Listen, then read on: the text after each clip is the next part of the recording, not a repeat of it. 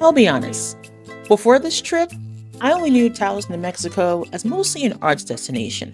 What I didn't expect was a 200-year-old Spanish colonial hacienda, the home of one of the most legendary frontiersmen in American history, and one of the best breakfasts I've ever had on any road trip. Come along and let me show you what I got into. Taos is a small town, fewer than 6,000 people, situated at just under 7,000 feet in the Sangre de Cristo Mountains of northern New Mexico. But small doesn't always mean simple. This place has been a crossroad of cultures for centuries where Native American, Spanish colonial, and American frontier history all converge. Today, you can walk through all three in a single afternoon or a few days. My day started the right way, with a good breakfast. Before you do any exploring, you need to fuel up. My morning stop was Manzanita Market, a small spot the locals know very well, and of course, the small business, which is what I like to support. I grabbed a simple breakfast, and I have to say, it set the tone for the whole day. Good food, relaxed vibe, and the kind of breakfast that makes you feel like you're doing the trip right. If you're planning an early start in Taos, this is where to start. From Manzanita Market, I made my way to the historic Taos Plaza, the center of town since the Spanish colonial era. It's surrounded by galleries, restaurants, and shops, and it still functions as a genuine gathering place. But the spot that caught my eye was the Hotel Fonda de Taos, right on the plaza. Step inside that lobby and you're in a different era. Classic Pueblo Revival architecture, built in 1937, and it has the kind of character that newer buildings just can't replicate.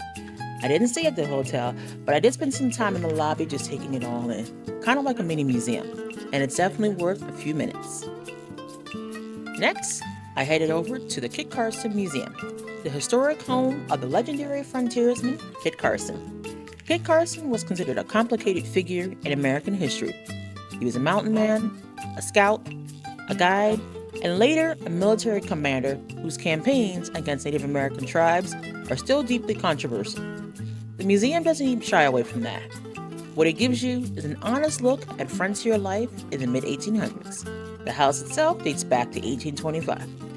If American West history isn't your thing, give it about 45 minutes and perhaps it could be. A short walk from Kit Carson's home is the Ernest Blumenschein Museum, and this one surprised me. Blumenschein was one of the founders of the Taos Society of Artists back in 1915, which is largely what put Taos on the national map, depending on who you talk to, as an arts destination. Today, his home is preserved as a museum, and his paintings are still hanging in the actual rooms where he lived and worked. Even if art isn't your primary interest, and honestly, it wasn't really mine as well, there's something different about seeing work in the space where it's created. It connects differently. For the final stop, we're heading a little outside of town to the Hacienda de los Martinez. The hacienda was built in the early 1800s by a Spanish colonial merchant, Severino Martinez, who ran trade routes between Taos and Chihuahua through some of the most unforgiving terrain in the Southwest. The hacienda served as his home, as well as a trading post and fortress. There are no windows on the outer walls, and the adobe is nearly 3 feet thick in places. The interior courtyard was designed to protect everyone inside. This wasn't just where Severino Martinez lived, it was built to survive. Today, it's preserved as one of the most authentic examples of Spanish colonial architecture anywhere in the American Southwest. The rooms are furnished with period pieces, trade goods, and everyday objects that give you a glimpse of what colonial life looked like in northern New Mexico 200 years ago. The building itself is the story. The worn doorways, the low ceilings, the way the courtyard opens up after those tight outer walls. I would give yourself an hour before your visit to really appreciate it. And I have to say, this was one of my favorite stops while in Taos. So here are a few things to know before you plan your trip to Taos one day. Taos is about 70 miles north of Santa Fe, roughly an hour and 20 minutes by car. If you're doing a New Mexico road trip, it fits perfectly as a day trip from either Albuquerque or Santa Fe, depending on what you want to see. Parking near the plaza fills up in peak season, so make sure to get there early or park a few blocks out and walk into town. The town is very walkable as well.